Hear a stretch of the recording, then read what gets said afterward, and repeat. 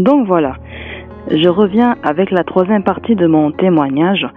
Je reviendrai un peu sur ce que le Seigneur m'a montré concernant les pasteurs.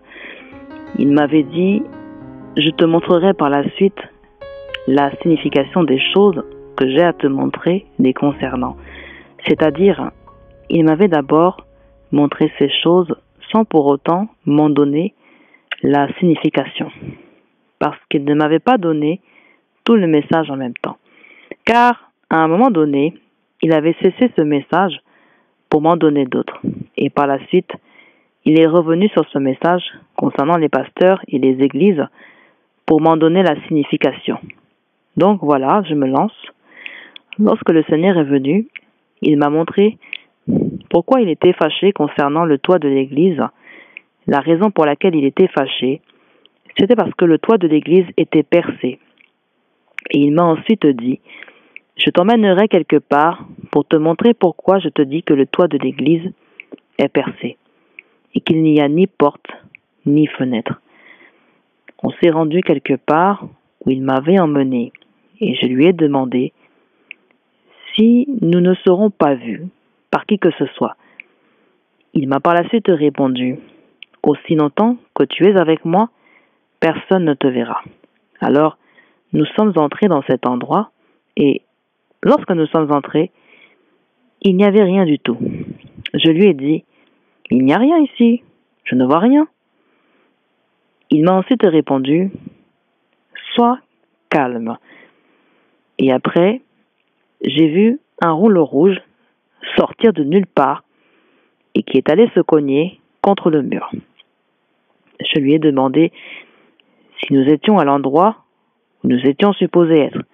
Il m'a répondu, aussi longtemps que tu es avec moi, tu ne tomberas pas. Et après, j'ai vu un pasteur sortir avec une femme sans tête.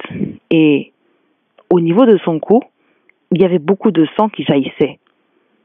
Et j'ai vu ce pasteur laver ses mains dans ce sang. Et le Seigneur m'a dit, tu vois la signification du toit percé de l'église que je t'ai montré, où il n'y a ni porte ni fenêtre? C'est ça. Ce pasteur ne me sert pas. Il se sert du sang. Du coup, je me suis mise à beaucoup pleurer sur place et à me demander pourquoi tout ça. J'ai par la suite dit au Seigneur que je ne serais pas en mesure de passer ce message. Et il m'a dit, bien sûr Rachel, tu pourras passer ce message à tout le monde pour qu'ils l'entendent, afin qu'ils sachent que moi, l'Éternel, je vois partout, même lorsque une chose tombe dans l'eau ou dans la forêt, moi, l'Éternel, je vois et je sais tout ce que l'homme fait. Raison pour laquelle je t'ai emmené en ce lieu pour te montrer les choses que moi, l'Éternel, je vois. Ensuite, nous quittâmes ce lieu, tellement j'avais mal et beaucoup pleuré. Ensuite, nous nous sommes mis à marcher et il m'a dit, je te ramène dans la deuxième église. Et dans cette deuxième église, j'ai vu beaucoup de gens en train de marcher. Ils étaient nombreux et il m'a demandé si je les connaissais. Je lui ai répondu, non Seigneur, je ne les connais pas. Il m'a par la suite dit, attends, je t'emmène là où ils se rendent. Je lui ai demandé où est-ce qu'ils se rendent. Il m'a répondu, ne t'inquiète pas, je t'y emmène. Et j'ai vu la majorité de ces gens transporter des choses sur leur tête et ils marchaient. Ils étaient vraiment nombreux et le Seigneur m'a dit que nous devons arriver là où ils se rendent avant eux. Après, nous nous mîmes en route, mais lorsque nous partions, par moments le Seigneur avait l'apparence d'un aigle. D'autres fois, je n'arrivais pas à le regarder parce que la lumière était trop forte. Et par la suite, nous sommes arrivés là où ces gens se rendaient. Et à notre arrivée, j'ai vu deux personnes qui étaient habillées comme les gens de l'époque de la Bible. Elles étaient costauds et avaient sur elles des épées. Et le Seigneur m'a dit que ces gens-là se rendaient ici. Et il m'a dit par la suite, lorsque les portes s'ouvriront, regarde bien ce qu'il y a dedans. Je lui ai demandé, Seigneur, qu'est-ce qu'il y a dedans? Il m'a dit, je ne dirai rien. C'est à toi de regarder et bien voir ce qu'il y a dedans. Et peu après, les gens que nous avions précédés à cet endroit commençaient à arriver. Et lorsqu'une personne a ouvert la porte, j'ai vu un grand feu. Du coup, j'ai demandé au Seigneur, pourquoi ce feu? Et il m'a répondu, le berger, c'est-à-dire la personne qui conduit les brebis, ne se trouve pas derrière ces brebis, mais il se trouve devant elles. Parce que c'est le berger qui les conduit et qui connaît le chemin. Car les brebis ne savent pas où se rendre. C'est le berger qui connaît le chemin qui mène vers le ciel. Mais lorsque le berger se trouve derrière les brebis, elles se perdent, car elles ne savent pas où elles vont. Du coup, ces personnes commençaient à entrer dans ce feu qui était tellement terrible. J'ai demandé au Seigneur si ce n'était pas possible pour ces gens de faire marche arrière, de revenir. Il m'a répondu, c'est trop tard. Ils ne peuvent plus revenir. Il y avait tellement de feu dans cet endroit que c'était insupportable. Et après que tous ces gens furent entrés dans ce feu, je vis leur berger. La personne qui les conduisait donc était derrière ces gens et lorsqu'il arriva, on l'arrêta.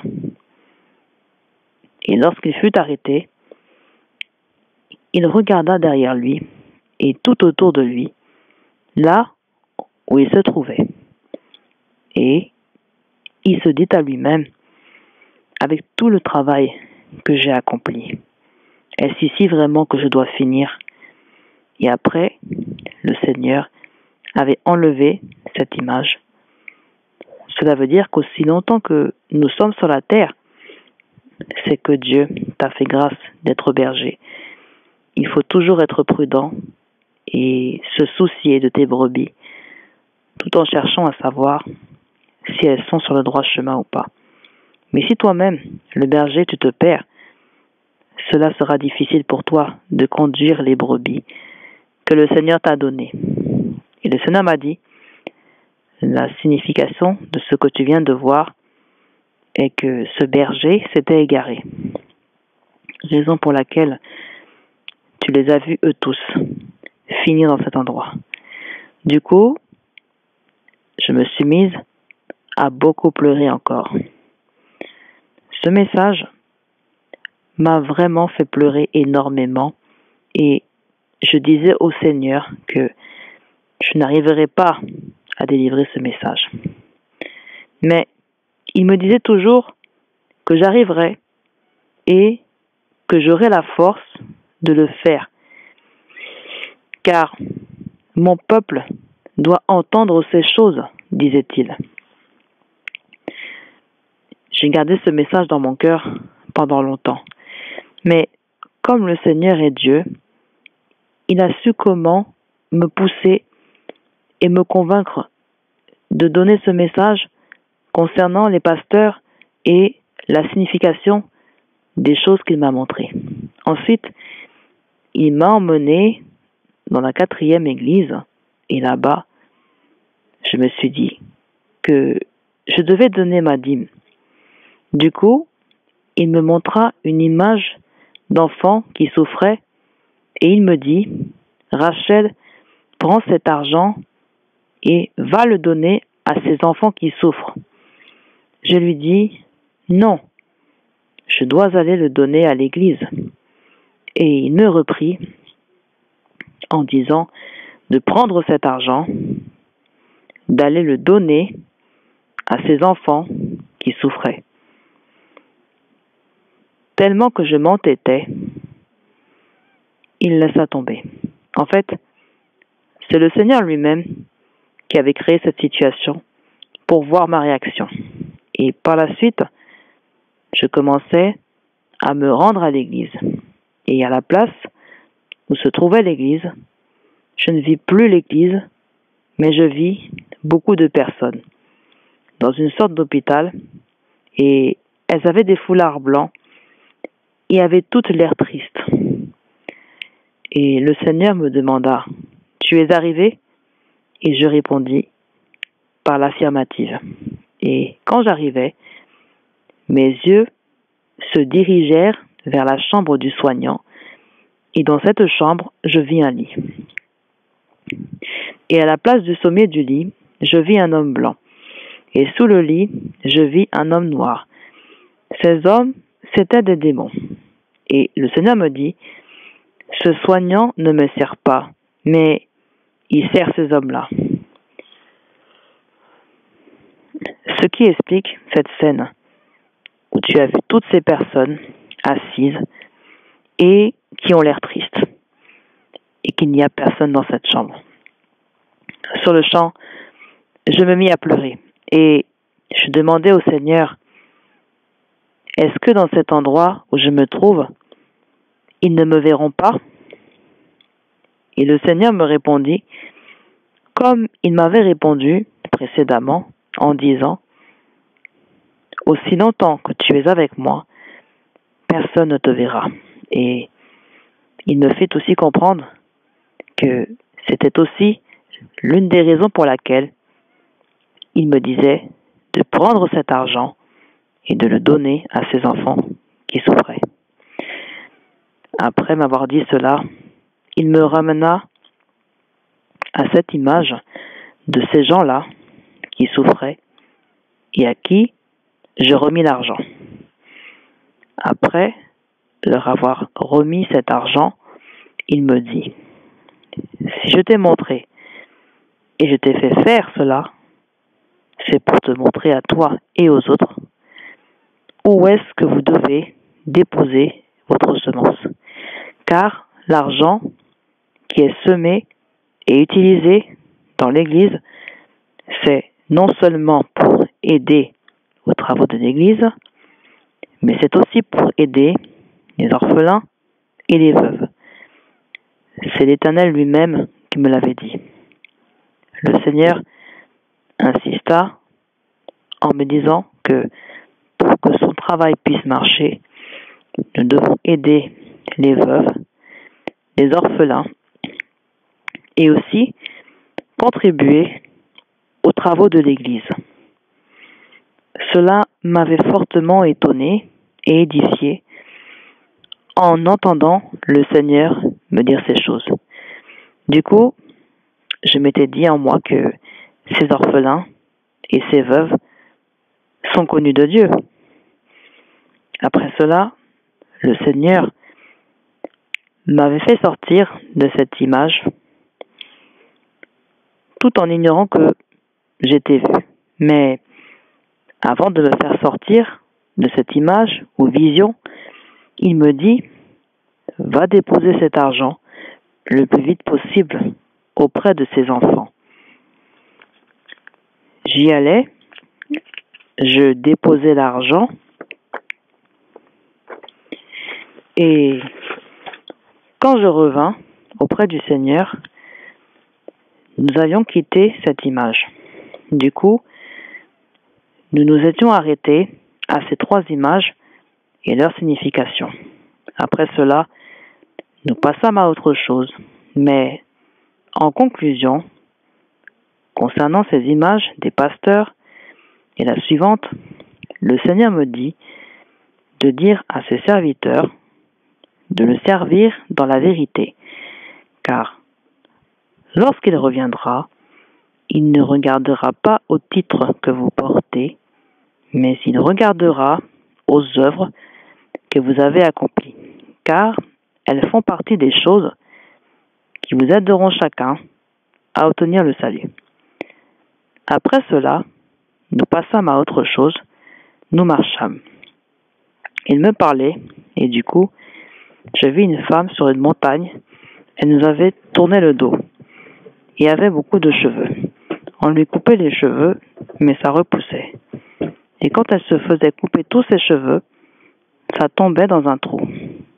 Et le Seigneur lui-même savait déjà ce qui se passait dans ce trou. Mais vu qu'il est Dieu et souverain, il m'envoya, moi, pour que je voie de mes propres yeux ce qui s'y passait. Une fois arrivé dans le trou, il a zoomé le fond du trou pour que je puisse bien voir, car c'était vraiment très profond. Et une fois que c'était fait, je vis dans ce trou des gens qui étaient liés aux pieds avec des chaînes et qui travaillaient avec les cheveux de cette femme qui tombait dans le trou. Et ce sont ces faux cheveux que les femmes mettent sur leur tête. Mais à moi, le Seigneur me dit que je ne mettrai jamais ces faux cheveux sur ma tête. Aussi longtemps qu'une personne est ma servante, elle ne mettra jamais ses faux cheveux sur sa tête, disait-il. Je répondis, ah bon? Il me dit, oui. Les gens qui travaillaient sur ses cheveux étaient des esclaves. Et le Seigneur me dit de retenir le nom de ces cheveux qui étaient fabriqués dans cette espèce de trou.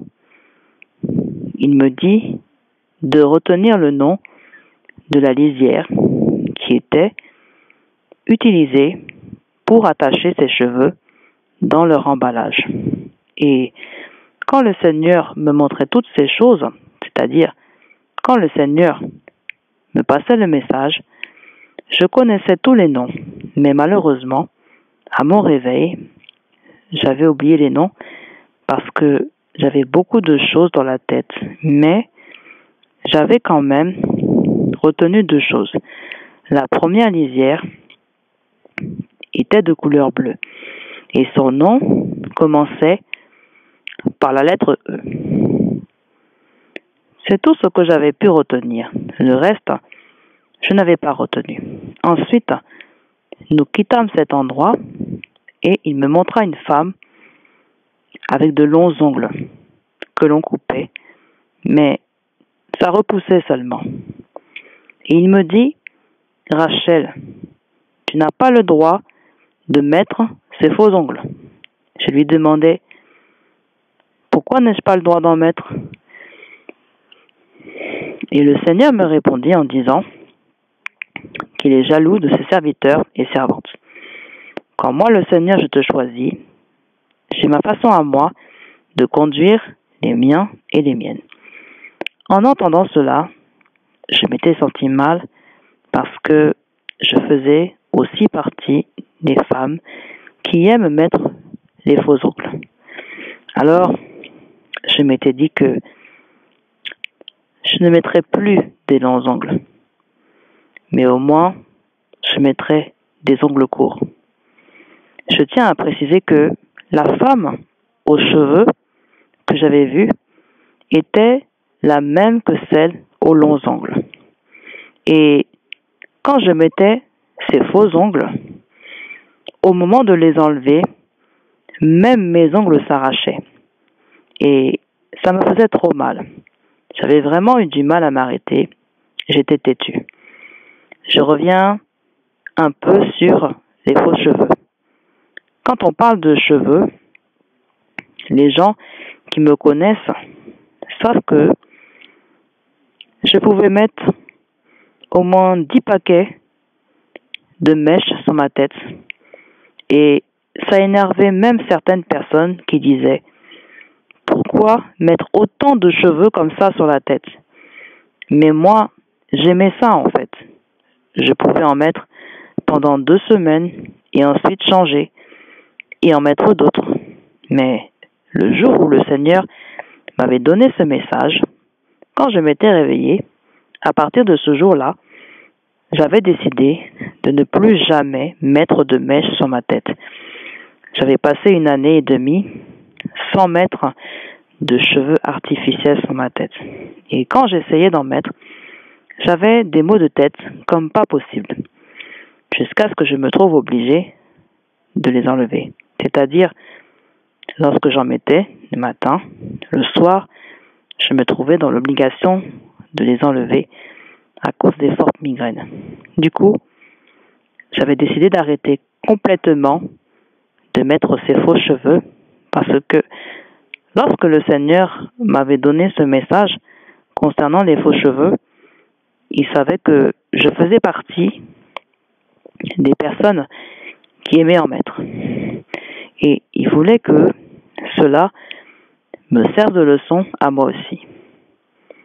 Sur ce point-là, le Seigneur avait vraiment réussi à me briser parce que lorsque j'en mettais, j'avais une de ces douleurs que je n'arrivais pas à supporter. À chaque fois que je prenais la décision de m'occuper de mes cheveux, automatiquement, j'avais des forts maux de tête, jusqu'à ce que je décide de faire des tresses naturelles. Et les gens me demandaient même pourquoi on ne te voit plus venir faire tes cheveux. Mais je leur faisais croire seulement que j'allais partir faire mes cheveux chez eux, car il n'y avait pas non plus moyen de leur dire ce qui m'arrivait. Quand Dieu décide de faire quelque chose en toi, il te dépouillera de tout ce dont tu n'as pas besoin, jusqu'au point où tu considéreras toutes ces choses que tu trouvais précieuses dans ta vie avant comme banales. Jusqu'à ce que tu te rendes compte que tout ce que tu faisais n'avait pas de valeur aux yeux de Dieu et que tu décides de t'arrêter. Raison pour laquelle j'ai dit que le Seigneur m'avait montré toutes ces choses pour que cela m'enseigne aussi. Juste pour dire que dans la vie, il y a certaines choses qu'on ne devrait pas forcer. Et si vous lisez bien dans 1 Pierre, chapitre 3, versets 4 à 5, vous verrez que tout ce que je vous ai dit se trouve là-dedans. Nous ne le lirons pas, mais si vous lisez de vous-même, vous verrez que l'on y parle des cheveux, des habits, etc. Lorsque le Seigneur nous appelle, il nous demande de tout changer. De changer notre façon de nous habiller, de parler, de nous comporter devant le monde. Ne sois pas mêlé à n'importe quoi, que les gens sachent que tu n'es plus dans cette ancienne vie que tu menais avant, mais tout en restant gentille et bienveillante envers ces personnes. Après cela, le Seigneur m'avait dit des choses concernant les vêtements. Il m'avait dit, lorsque tu es une appelée ou un appelé, il y a une certaine façon de se vêtir. Sur ce point, je sais que certaines personnes me diront que ce que Dieu m'avait dit me concerne moi personnellement et que ça n'inclut pas les autres. Peut-être. Mais nous, en tant qu'enfants de Dieu, nous devons être exemplaires en tout. À tel point que, lorsque les gens nous regardent, ils se disent que cette personne, c'est seulement Dieu qui l'a transformée. C'est Dieu qui vit en elle maintenant. Toujours concernant les vêtements, le Seigneur continue à me dire qu'en tant que servante ou serviteur, tu dois te distinguer. Côté habillement, tu n'es pas appelé à t'habiller n'importe comment. Il faut toujours faire en sorte que ton style vestimentaire plaise à Dieu. Sur ce point du style vestimentaire, personnellement, je n'ai pas grand-chose à dire car tout le monde a sa façon de s'habiller. Il y a de ces femmes qui s'habillent comme elles l'entendent. Mais me concernant, Dieu me dit de m'habiller d'une manière qui l'honore. Et ensuite, il me parla à propos des boucles d'oreilles. Celles que moi je mettais, personnellement, ça ne l'honorait pas du tout. Et le Seigneur me disait que toutes ces choses étaient sales devant lui. Et après m'avoir dit cela, il commença à me dire ce que lui, le Seigneur, aime. Il me disait de ne pas porter des choses susceptibles d'attirer l'attention de tout le monde. Il me disait de m'habiller, mais d'une manière sobre. Et concernant les boucles d'oreilles, il m'avait donné les versets suivants. Job 22, verset 24, et Esdras 8, verset 28. Si vous lisez ces deux livres, vous verrez que tout ce dont j'ai parlé se trouve dedans. Le Seigneur veut que nous le servions dans la vérité, que nous puissions respecter ses normes. C'est seulement de cette manière que nous verrons le royaume des cieux. Ne regardons pas aux choses de ce monde, ne nous attachons pas aux choses de ce monde, car si nous mourions aujourd'hui, nous laisserions tout derrière nous. Sur quel chemin sommes-nous? Est-ce que nous sommes sur le chemin large qui conduit à la perdition, ou bien sommes-nous sur le chemin étroit qui conduit à la gloire? Plusieurs personnes se disent qu'avant de mourir, elles se repentiront pour tout ce qu'elles ont fait. À moi, l'Éternel m'a dit, aussi longtemps que tu es sur la terre, sois bien avec tout le monde et fais du bien à tout le monde.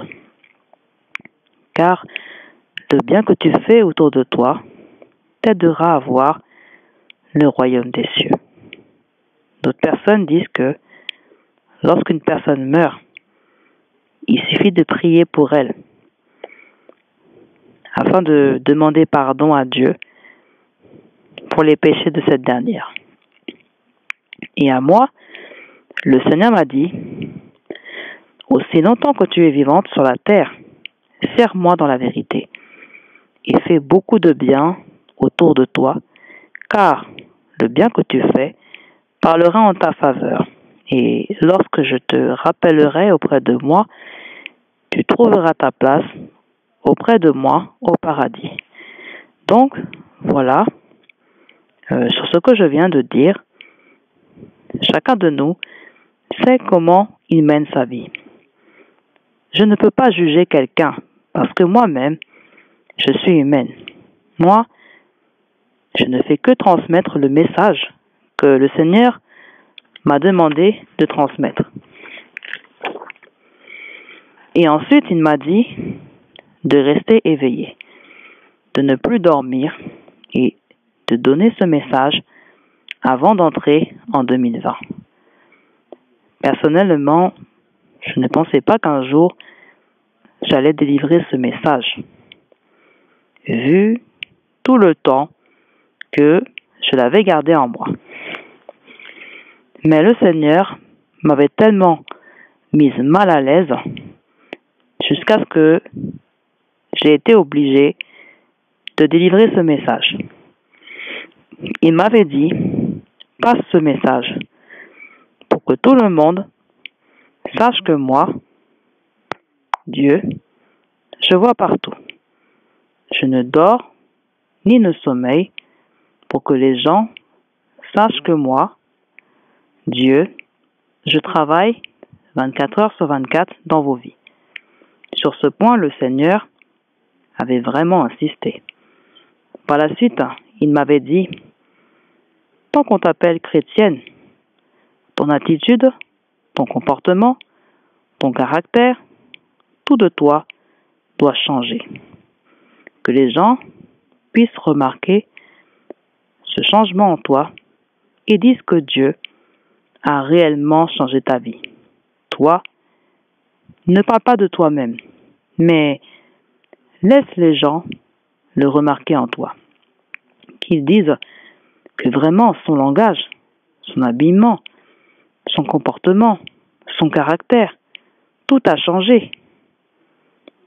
Tout ce qu'elle faisait comme idolâtrie elle s'est dépouillée de tout ça. Donc, toutes ces choses, les gens le verront et ce sera pour la gloire de Dieu. Car, en voyant cela, certaines personnes seront poussées à vouloir changer aussi et certaines diront, cette fille que nous connaissions, qui s'habillait mal, aujourd'hui elle a changé. Du coup, ces personnes prendront la décision de changer rien qu'à cause de ton nouveau style vestimentaire qui glorifie Dieu. Et je m'étais rendu compte que même ces faux ongles que nous mettons n'avaient plus d'importance. Et j'avais décidé de cesser de les mettre parce que lorsque je les mettais, je me rendais compte que ce n'était pas digne d'un enfant de Dieu. Mais je le répète encore, je ne juge personne. Car Dieu nous a tous appelés de manière différente. À certaines, il peut leur interdire totalement de mettre ces choses. À d'autres, il ne peut pas leur interdire. Donc, je ne juge personne. Moi, mon appel était différent. Je devais dormir de 8h30 à 17h. Ce jour-là, ce n'était pas une journée comme les autres dans ma vie. Je n'avais ni mangé, ni bu. Et c'est ce jour-là que je compris que si Dieu m'avait choisi depuis longtemps, il allait arriver un jour où j'allais être obligé de le servir. Et il avait fini par m'avoir. Et qu'en est-il de toi? Le Seigneur nous demande à tous de nous apprêter, car le temps est proche. Il est sur le chemin. Que Dieu lui-même puisse relever chacun de nous parce qu'il est le roi des rois et le Tout-Puissant.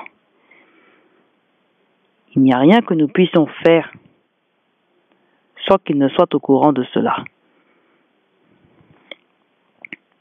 Là où je vous parle, c'est vrai, je suis une appelée, mais je suis en même temps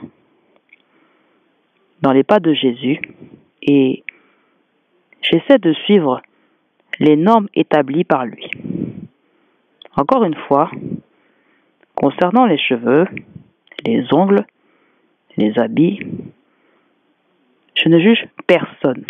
Et à celles qui liront les versets que je vous ai donnés, qu'elles sachent ce que le Seigneur attend de nous, ses enfants. Il n'est pas non plus dit de venir à l'église habillé comme vous le sentez, non. Mais habillez-vous d'une manière décente. À celles qui écouteront et qui mettront cela en pratique, les cieux s'ouvriront au-dessus de nous. Mais à celles qui ne mettront pas cela en pratique, Dieu seul sait ce qu'il fera de vous. Moi, j'ai fait ma part, qui est de faire passer le message que le Seigneur m'a demandé de faire passer. Pour moi, aussi, c'était difficile d'abandonner toutes ces choses.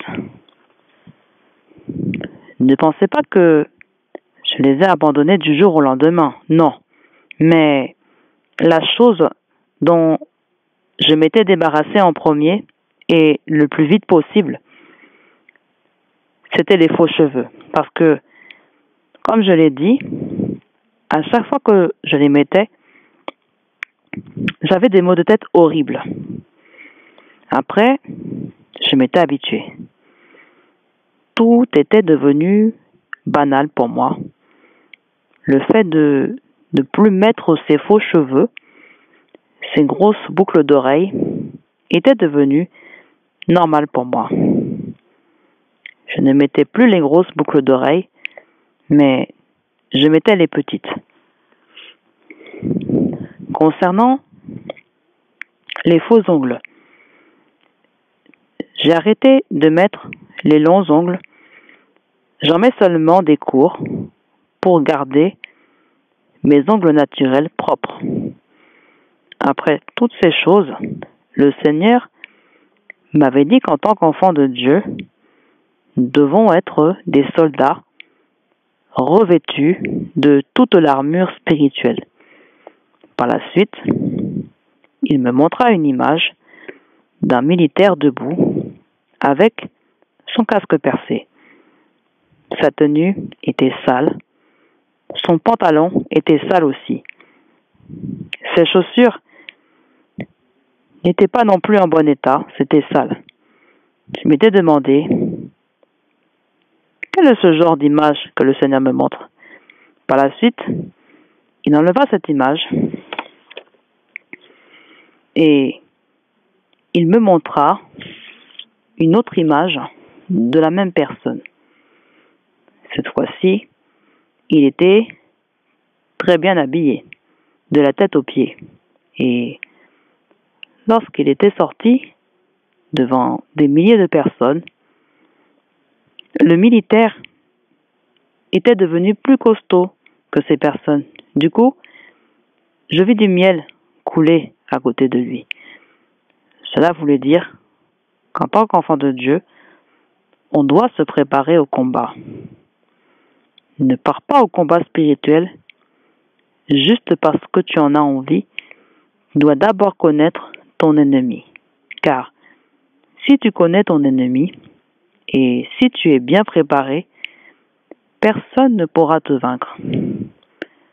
Le Seigneur m'avait dit encore, en tant qu'enfant de Dieu, on doit être prêt à tout moment et en toutes choses, être bien équipé. Il m'avait dit de passer ce message à tout le monde, à toutes les églises, afin qu'ils sachent que lorsque l'armée de l'Éternel s'élève, l'ennemi ne peut pas vaincre, ni s'infiltrer parmi vous. Mais par contre, si l'ennemi prend le dessus sur vous, c'est que l'armée n'est pas préparée. Donc, tout serviteur et toute servante doit être préparé en tout et à tout moment. Passe ce message à tous mes enfants. Un bon militaire ne dort pas. Il ou elle est toujours bien équipé et prêt. Et quand il ou elle se bat, il ou elle doit se battre au nom de l'Éternel des armées. Ne soyez pas des militaires tièdes qui ont un pied en moi et un pied dans le monde. Si vous êtes comme ça, l'ennemi vous vaincra facilement. Soyez tout entier et entière en moi. Car lorsque la lumière brille, elle chasse les ténèbres. Lorsqu'on allume une lampe, on ne la met pas sous la table, mais sur la table, afin d'éclairer, et lorsqu'elle éclaire, rien n'est caché. Raison pour laquelle le Seigneur disait que l'armée devait s'élever dans nos églises. Car lorsque l'armée s'élèvera, la parole de Dieu sera bien prêchée. Et Dieu lui-même sera au milieu de nous. Après avoir dit cela, il me donna le livre d'Exode, chapitre 29, verset 4. Donc voilà ce que le Seigneur m'a demandé de partager avec vous. De moi-même, je n'allais pas être capable de le faire parce que j'avais refusé. Mais lorsque le Seigneur m'a montré sa grandeur, je me suis dit que je dois le faire et je le fais rien que pour la gloire de Dieu qui est dans les cieux. Parce que c'est lui qui m'a demandé de venir transmettre ce message. Il m'a dit, il est temps de parler. Il m'a dit, passe ce message avant que nous entrions en 2020, afin que les gens, l'Église, se réveillent, qu'ils quittent la distraction. Donc, voilà ce que le Père m'a demandé de partager avec vous, et je vous remercie au nom du Seigneur.